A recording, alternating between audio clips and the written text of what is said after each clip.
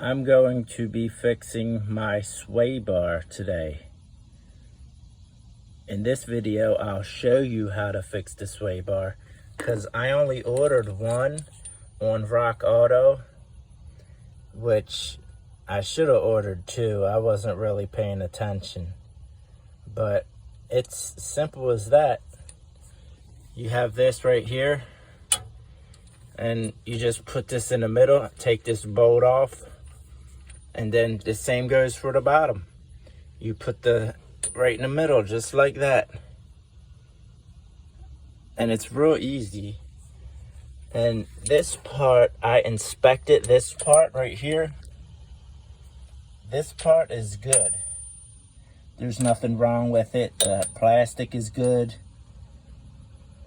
But if you did have this problem, if you wanted to replace the whole sway bar, you just order the right sway bar and everything comes with it, you know? There's two bolts right here. You just take these two bolts off. There's one on each side of the truck, just like there's one of these on each side of the truck. And I use thread locker. I do tighten them down.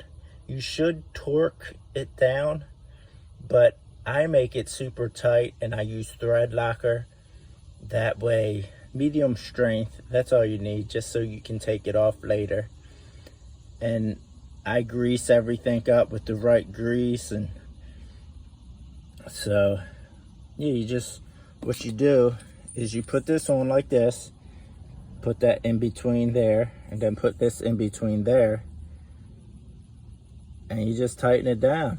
And then what I would do is loosen this bolt up a little bit, squeeze some thread locker in there, and then tighten it down again.